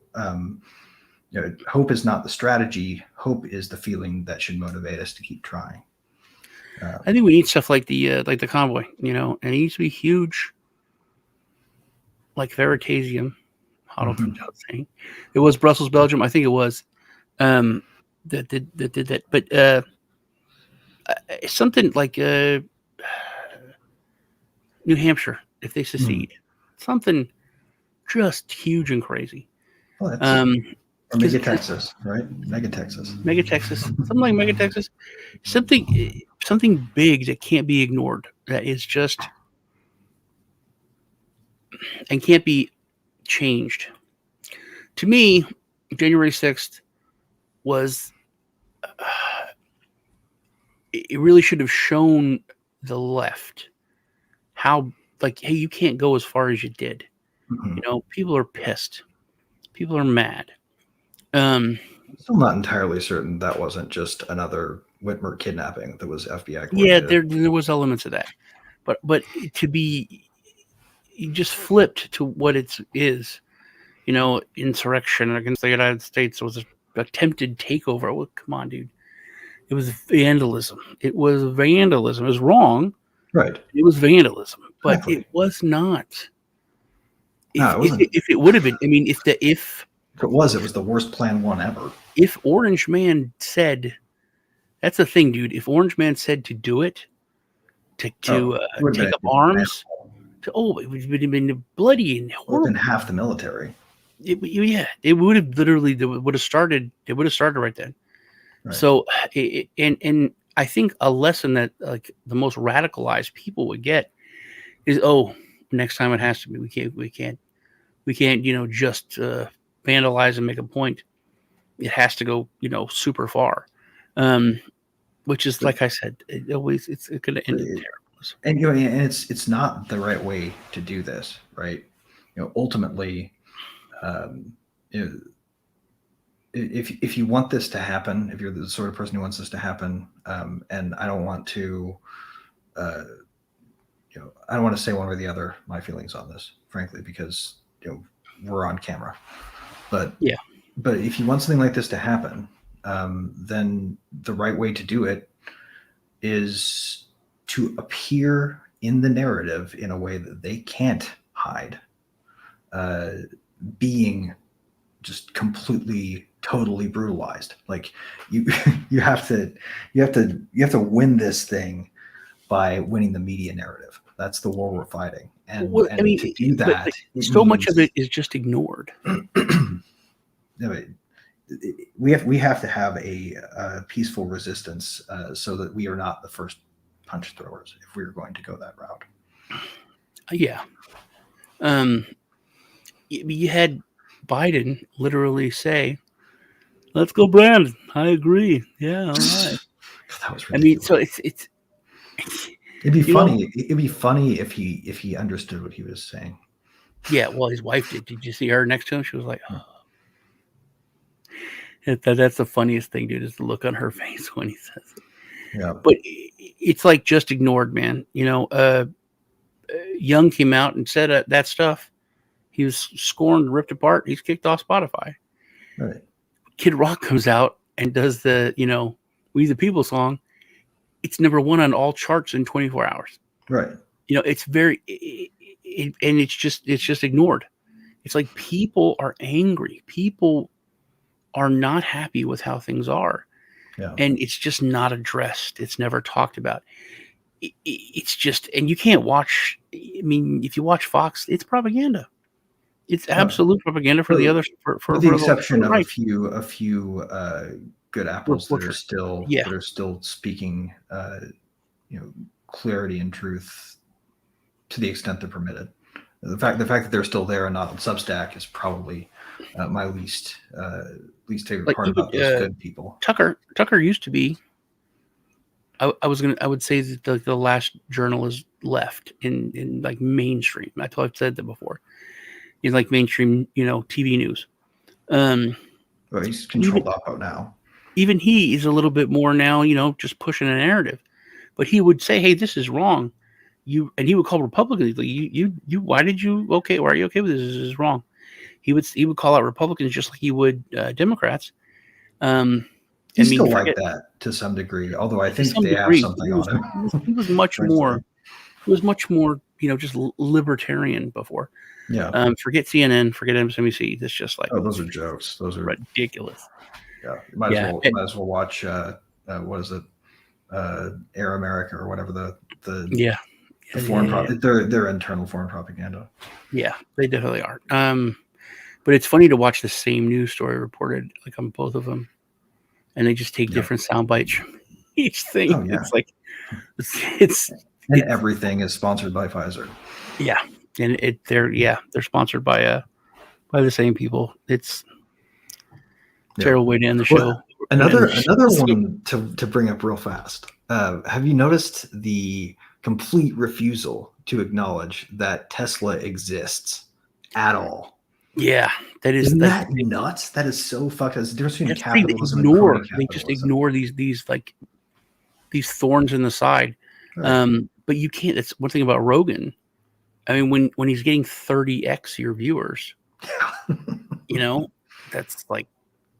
Yeah, that's on a rolling basis. That is way more than that many people. When alternative media sources on YouTube are getting 3 and 4 times of your viewership, Yeah. Well, you can't trust anybody who hasn't openly punched the narrative in the face.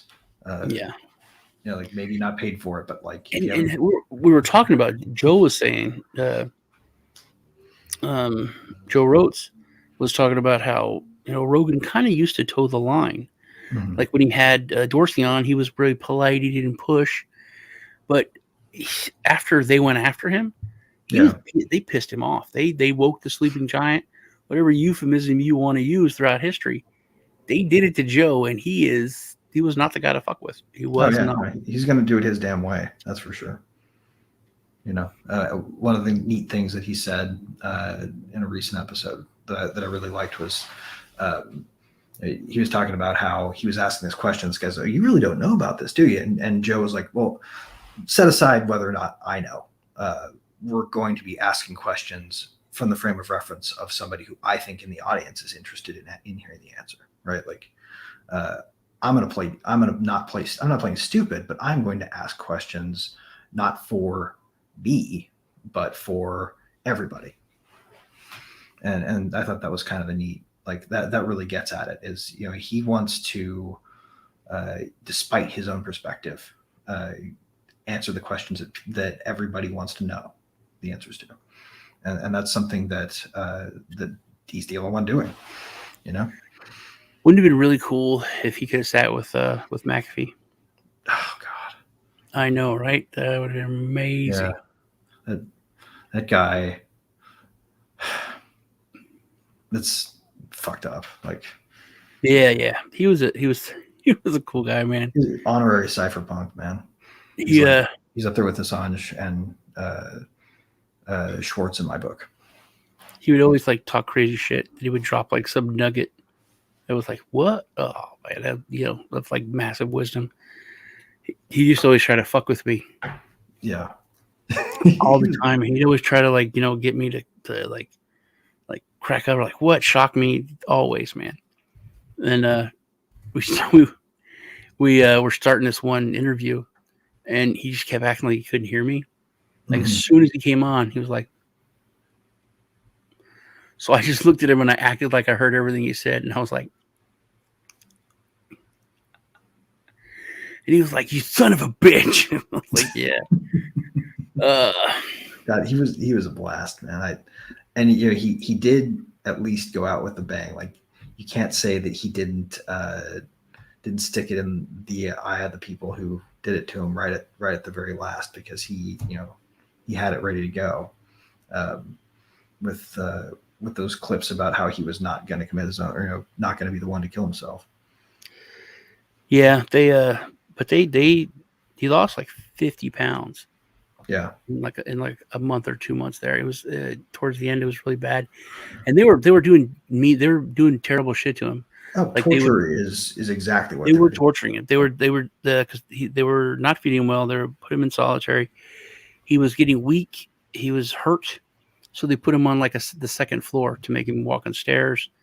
He wasn't able to get around. I mean, it was bad, man. They were doing bad shit. I had a friend of mine who's a big attorney over there in Spain, and he was real offended because I was like, dude, I want you to help him, get out of there. And then he was like, this isn't a banana republic, Spain, this is like a big country, and we used to rule the world and stuff, Sean. I'm like, I understand that, Alberto, but your government is being a piece of shit here, dude. It's doing illegal stuff. Yeah. And he started to talk to him, started to work on it, and then all of a sudden he got real weird. He got real weird about everything, and the next week is when John died. So yeah, I mean, he's one of them. I mean, Aaron Schwartz, he's one of them. Julian Assange is on the ropes, man. Like Assange, I saw something that they said that he's being executed in slow motion. Yeah, no, it's true. It's disgusting. Yeah. Like this guy should be a world treasure, and we're literally charging him with a crime that can only really effectively be charged of what people call a traitor. And hello, fucking Australian citizen. He's never fucking set foot on U.S. soil. Like it doesn't make any sense. He's being charged with journalism. He's being charged with journalism. Oh yeah. I mean, and and if you don't go out that way, then you go out the way that the IO era went out. Like they come up with some kind of fake bullshit and cancel you. So IO era, Jacob Applebaum used to be with the Tor project. They got rid of him because internally he raised concerns that a CIA agent had joined the project and was helping to make Tor quote, a better anonymity tool. Like You can't have that guy come in there. He raised a fuss, and a week later, or however many weeks later, I don't know how long it took, but they canceled Wasn't us. part They of canceled us ass. wasn't Tor like made like by the military? It was It was initially a DARPA spinoff, mhm. basically. But Well, the Dave was talking core that about it, everybody wasn't uses is an open source project that got initially funded by that. So it had long deviated from something that was a purely government project. it? Well, Didn't Dave said they had to use some like form of that or something back when he was in the Navy? mhm. Yeah, I mean, onion routing is an old idea in computer science, right? Australia has no freedom, but the people there, they really do think it's normal, man. You know, Yeah, I no, have friends in absolutely. Australia who are just like, well, it's not that big deal, man. It's kind of, we're just used to this. And even on the news, when they started getting really crazy, it was, I think, Sky News I was watching. And like the reporters were like, everyone around the world thinks this is nuts. It's like, it's weird that we're just like cool with this and all, but people think that this is like Right, an unbelievable, totalitarian regime. right. And Well, like they were surprised by the world's outlook on it, Jesus. Well, I mean, did you see that video that what's his name? Russell Brand. He has a really great Yeah, channel. with the old Did lady getting put in with the the old lady getting put in the yeah, truck. and she's like, "I'll show you my papers. What are you doing?" They're like, "There's like 50 cops or something there." I right, mean, the guy's like, "I'm so ashamed to be an Australian. I'm so ashamed to be an right. Australian." Like I would be too, but I'm also ashamed to be an American when we let that happen without fucking calling it out. Like we used to call that kind of shit out. That used to be us. Yeah, Um, it was actually Tucker I was watching. This is way in the beginning when everyone was locked down, and he had the governor of New Jersey on. mhm, And he, I used to, when I was a financial advisor, I used to do this sales technique. I mhm. used to call it the Columbo technique, Yeah, where like I got confused, like, what you want to think about it? What? No one's ever said that. Exactly. What do you mean? What do you, like you've thrown me. No one ever wants to think about it. So he was talking to the governor of New Jersey. He gets that, the face, mhm.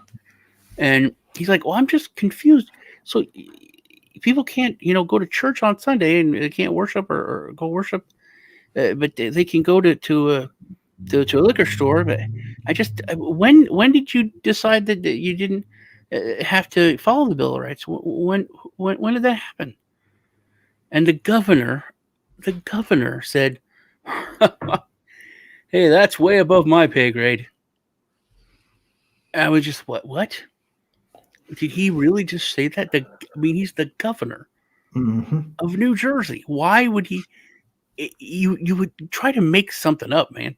You can't say it's above your pay grade without saying, "I am totally controlled as the governor of the state." Right. Oh You yeah. know, Right. um, Which is exactly the opposite of what he was saying when he was issuing edicts. It's like, come on, dude. If you're gonna be a little despot, at least own it. you know. yeah, But it's fucking and that's one thing I worry about with Texas, man. Because in the beginning, our governor was very, very staunch, and now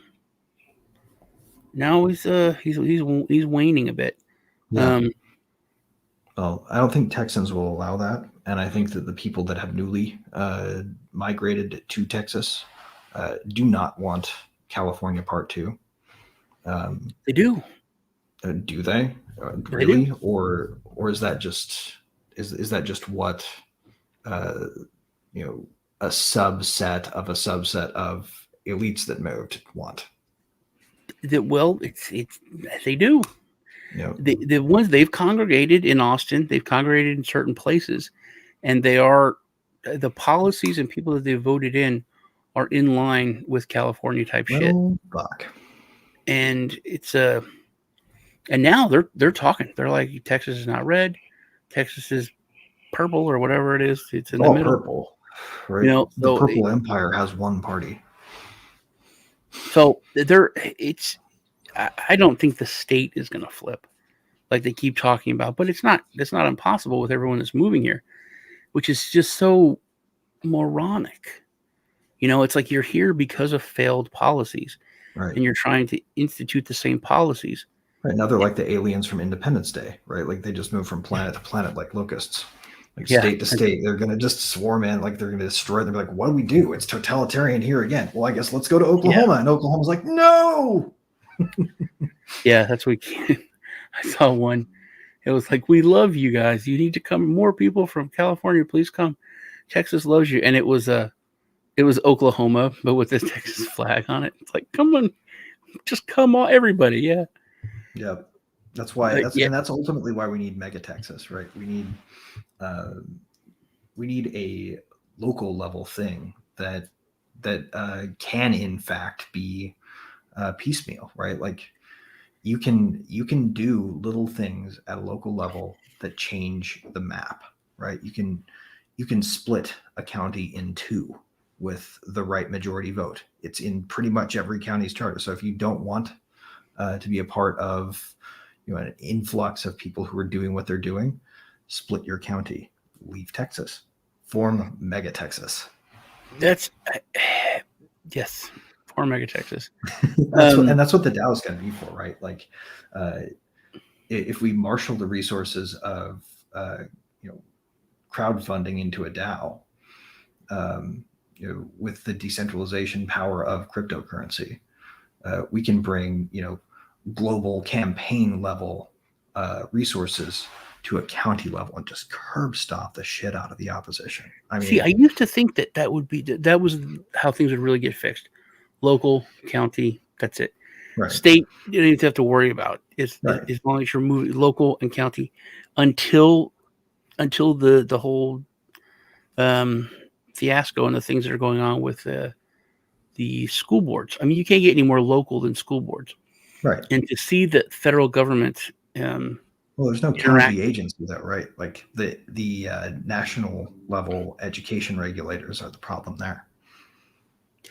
And that's something we didn't even go over. But I don't know if I talked to you about this, but there was the CDC put out these numbers like a year and a half ago. And they're like, to get kids and schools back to normal will cost over $20 billion. It's like $21 billion. It's like crazy. So guess how much money schools have gotten in the last like 6 months? $129 billion. Well, I mean, but probably less purchasing power. But they've gotten all this, but they've gotten all this money. So it's when these school boards and parents are like, "Hey, we don't want this," school boards are like, "Nah, we do," because they're getting tons and tons and tons of money. Right. The numbers, you can't lie. I mean, to completely fix everything would have been 21, and now it's 129. And a lot of it was like rural areas that had to go to digital learning and stuff like that. But still, it's obvious. You just follow the money. It's like history always does repeat itself. The simplest things are usually what it is. It's it's Occam's razor. It's always usually the butler usually did do it. Right. Jon Stewart said it best. If there's an outbreak of chocolatey goodness around Hershey, Pennsylvania, it's probably the fucking chocolate factory. I wonder where it's that was good, man. That was good. All right, but I gotta move too. So I gotta go eat something. I'm gonna be on. We're gonna do Crypto Rewind over on Rice TVX in an hour and 15 minutes. So I'll be jumping over there, and then I think I'm gonna get a video out tonight. It was good hanging out with you. Yeah, man. We got to do this again, like real soon. Yeah, next time I'm gonna do a drunk on crypto. We'll get you on. Oh fuck yeah! Then you gotta start. You get drunk or I gotta smoke or whatever. You got to turn you on to something, man. If you want to have some drinks, have you heard of Z-Biotics yet? No. Check this shit out. It literally, so the hangovers come from the secondary byproduct of alcohol metabolizing. I've never had a hangover. Okay. I think I had one once, but me and my kids don't get them. Yep. Nice to meet you too, Bambi. Bambi said, "Nice to meet you." In the chat, so I just want to say hi. No, dude, these things are amazing. It's a genetically modified gut bacteria, like probiotic, that produces an enzyme that digests the chemical that gives people hangovers from alcohol. Really? Yeah, so you can take this thing. I mean, it gives you the farts like for real afterwards, but you wake up without any, even a fuzzy head. It's madness. Cool. Yeah. Yeah, everyone would wake up and headaches, and I was like, no, I never had that. Never. That's cool. Yep. But yeah, we have drunk on crypto. I usually like download a bottle of Boone's Farm. Oh fuck yeah. At the get-go, and then start drinking. But yeah, we haven't done one in a while. See if Kiss Crypto will do one. If not, try to get some people on. But it's been interesting, man. Usually, we had the CEO of Rivet. He no, you're the CEO. You're Rivet. CEO C lowercase XO. Austin's CXO? the CEO because we've always been tech led, right? Like, but you're a co-founder. Yep. Yeah. So Austin, Beth, and Greg are the three co-founders of Rivet, and I handle all the stuff that doesn't have to do with operational management. Did you just talk about yourself in the third person? Did I? Yeah, you said Austin, Beth, and Greg. Yeah. Well, no, we're a glom. It's like it was a single, unbroken. Who was it? That's you. Anyway, this one dude is the head of his coin. But he always had a small bladder. He kept going to the bathroom, but he would take his microphone with him, and he got really drunk. And he started talking. He would talk to us in the bathroom. He's like, "Hey guys, want to know something?" We're like, "Okay." He's like, "I don't touch my dick when I pee." Oh. We're like, "What?" He goes, "Yeah, I just use my underwear to point it." And he comes back, and he was like, "Hey man, there's something I signed NDA. I'm not supposed to talk about this." I'm like, "That's cool, man. You can talk about it. It's all right. We're friends." Right. And he was like, "We just signed this one thing with like some payment thing where they were going to take their coin at like gas stations at 7-Eleven. It was like some pay thing." He's like, "I'm not allowed to talk about it." I don't know if it went through because he did talk about it. Jesus. But yeah, it's hilarious. So drunk on crypto, usually fun. No, that'd be a blast. Yeah, we'll definitely have to do that. I'll have to figure out what to get.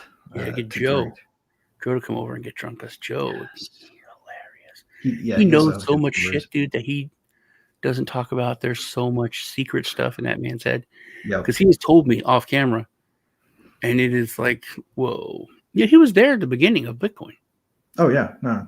At the beginning, but he was working for government agency, so he wasn't allowed to be like vocal or really out there with, because these guys were the cypherpunks and all. He couldn't, but he was one of them. He was one of them. Man. Oh yeah, no. I mean, Joe is he's a unique individual, and and somebody with it's one of those brains that you want to get inside of. So. Yeah, he's like, and that's him and you two. You also, you guys are these super intelligent, brainiac guys, but you're like, you think other people are as smart as you, or at least you think I am. I believe that, actually. I'm the dumb guy on that show, and I know it. I'm there for my looks and my humor, but you guys are so smart, and you just like you think people are on your level, and you're like, and you're talking about like biological shit and other. I'm like, I have literally no idea what you're talking about, but I'm just like, yeah, I know, man. Yeah, sure. Well, I was gonna study. Was it y'all were talking about genes and shit and all this? I was like, oh my god, yeah. That's like hobby stuff to you. That's literally people go to school for like 10 years, and it's like, oh, it's kind of a hobby of mine. Amateur biohacker. Yeah, see, and that's not a real thing, man. That's like a super hyper intelligent thing. Well, yeah, and thank you for saying that. It's very kind. It's obviously nice to have your intelligence complimented. I don't like to let things go to my head. Like I feel like humility and a beginner's mind is the first thing that has let me know things. The things that I do know are bounded by a constant attempt to keep myself aware of what I don't, which is so much. And that is why the human condition, that's why we are about as smart as each other, right? Because I may know a few more things about this, that, and the other random whatever, right? You have pieces of knowledge that I don't have, but ultimately, when you scale up to the whole realm of possible knowledge, like We're all everything idiots. that there is to know, we're all fucking blind in the dark. And Yeah. humanity only finds its way because everybody's blind in the dark together. And I have no illusions about the fact that I realized that in second grade, and my twice, because we're learning about gravity, the theory of gravity. People think gravity is a real thing. It's a theory. We don't know how it works. We can't create it. We can make a magnetic field. We can't make a gravitational field. So I literally was, was I 7? And I was like, wait a minute, we don't understand why we're able to stand here and don't float away. Right. And my teacher was like, well, blah, blah. I was like, no, dude, seriously. Right. We don't understand or know exactly. He's like, no, we don't. It's a theory. It's a theory. I was like, oh my God. And then he was talking about how we see things, how the eye works. Yeah. And how it's just, we don't know how it works. We know that it's reflections, and then it goes through the lenses, and then our brain tells us what we see. Right. We don't understand that little part of exactly. And I was like, whoa, wait a minute. So we don't really understand how we see stuff? And he's like, I said, no, you just said we don't really understand exactly how it works. We just know the basics, but we don't understand fully how it works. So there could be no color blue. Right. In the whole universe, there's no blue. Right. There's no blue property in the world. Like, our it's not brains a thing. just tell us that's blue, Right. and it's created this color, but it may not exist in the universe. Right. Oh, and I was like, my God, do we know anything? We don't know why we're standing here. We don't know we can see everything around us. Are you serious? Right. So, We don't even know. We don't even know, for instance, anybody watching this, you, me, anyone included, right, could literally be generating reality in their own mind. We could be their NPCs. See, and that's when there's no way to get disprove it. See, people can't even grasp that or understand that. I was watching this weird things caught on video, and the Pope was up in the window, and he was like, blah, blah, and he turned around, and he disappeared. He took a step forward, and then he disappeared. Yeah. And then, and we had talked about the, what was that? The Rittenhouse trial, where the foot went through the floor. And messed up. Yeah, everyone's, the glyph in the Matrix, and you just dismiss it. Dude, I want to know how this stuff happens. And then I thought about that Tupac video, or that Tupac hologram. It was very real. Oh yeah. And that was public. So, we can imagine the stuff that we don't know about, that's, kept under wraps. And that was years and years and years ago. Literally a public speech where people are, 100,000 people are watching in real time, real life. They don't know that's a hologram. Right. The hologram could literally walk off. You wouldn't know now. All right. We've gotten to the point. Let alone the fact that time doesn't even exist except locally, right? Time is we're literally, we don't even have a now. Like, now where I am is not the same thing as now where you are, just because the latency on the wire. Yeah. It's the weirdest. We have these ideas that are really just we're all kind of like blockchain nodes, really. And time is just something we make up based on our sun. It's and local. It's just where you are. You have it now. From the sun. Now. Yeah. If we colonize Mars, we've had a 28-hour day. Right. It's all relative and weird. If you want to call me up and ask me what I'm doing now on Mars, I can't tell you. I can tell you what I was doing 8 minutes ago, but you won't get the answer to that for 8 more minutes. Yeah. We should. This is how our conversations go all the time. Yep. That's why Greg was like, "Really, you do a show together? Just talk about shit." Yeah, we'll do this forever. I know. We should probably call her off though, because you got places to be, and I want to go eat something, and then I got that show to do over on Rice TVX. You can see the link bottom of my my main screen there. My sister's here, I believe. Not a lot of people named Cora that I know. So, all right. How does the human body age in space? More slowly, actually. More quickly, rather. Time moves slower the closer to the center of gravity you are. But before we go, we should dispel one thing, a myth. The space is a vacuum, but it's not like a crazy vacuum like they show in movies. It's like a real vacuum. Oh yeah. Like if you're in a spaceship and someone shoots a hole in it, it won't like suck your body out the little hole. It'll like give you a hickey if you go sit there. It's that kind of vacuum. Right. So yeah, it's not like that. Yep. There's also no sound at all traveling between objects, so you wouldn't hear. Yeah, that's like, weird. Choo-choo. Like it wouldn't happen. No sound, and you can't have an explosion because there's no oxygen. Yep. Or Unless you something bring it blow with up. you. Unless you put oxygen, yeah.